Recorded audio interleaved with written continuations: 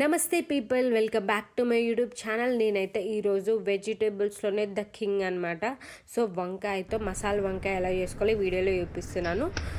దీన్ని మేమైతే మసాలా వంకాయ అంటాము, మీరు లైక్ ఆంధ్ర వాళ్ళు అయితే గుత్తి వంకాయ అంటారు. సో మీరేమంటారో దీన్ని నా కమెంట్ బాక్స్లో మెన్షన్ చేయండి. అండ్ అలాగే దీనికోసం అయితే నేను ఫస్ట్ ఇక్కడ బ్లాక్ బ్రింజాల్ యూజ్ చేసుకున్నాను. వైట్ బ్రింజాల్స్ కూడా మనకు ఉంటాయి, బట్ కంపేర్ చేస్తే కర్రీ అనేది బ్లాక్ బ్రింజాల్తోనే చాలా టేస్టీగా ఉంటుంది. సో దీనికోసం ఫస్ట్ బ్రింజాల్స్ అన్నీ తీసుకొని వాటిని వీడియోలో చూపిస్తున్నట్టు అలా 4 పార్ట్గా డివైడ్ చేసుకొని మొత్తం కట్ చేయకుండా ఇలా కట్ చేసుకోవాలి. ఇది అందరికీ తెలుసు, నార్మల్.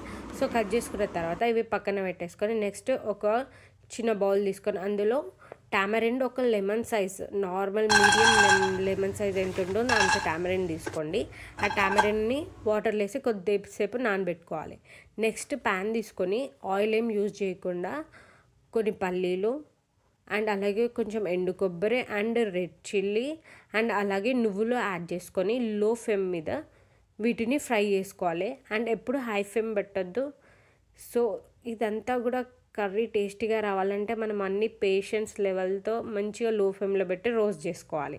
నెక్స్ట్ అవి రోస్ట్ చేసుకున్నాం కదా, వాటిని పక్కనే తీసేసి మిక్సీ జార్లో కొంచెం వాటర్ వేసుకొని మిక్సీ బట్టి పక్కన పెట్టుకోవాలి. నెక్స్ట్ వంకాయల్ని ప్యాన్లో వేసుకొని మంచిగా ఆయిల్ యాడ్ చేసుకొని ఇలా ఆ కలర్ వచ్చేంత వరకు ఫ్రై చేసుకొని పక్కన పెట్టుకోవాలి. నెక్స్ట్ అదే ప్యాన్లో కొంచెం జీలకర్ర ఆవాలు వేసి అండ్ నెక్స్ట్ కరివేపాకు కూడా యాడ్ చేసుకోవాలి.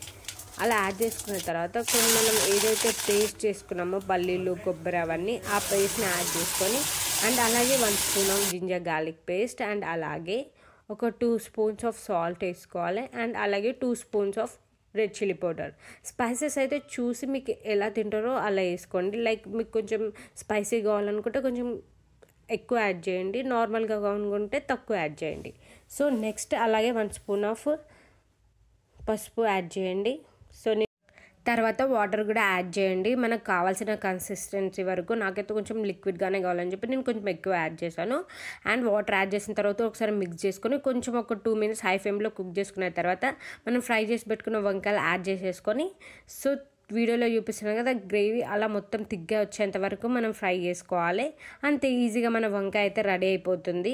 సో దీని చపాతీలో కానీ రైస్లో కానీ ఎందులో సర్వ్ చేసుకొని తినే చాలా యమ్మీ, చాలా టేస్టీగా ఉంటుంది. మీరు కూడా డెఫినెట్గా ట్రై చేయండి. And thank you for watching. మీకు కనుక ఈ రెసిపీ నచ్చినట్టయితే please do like, share and subscribe to my channel.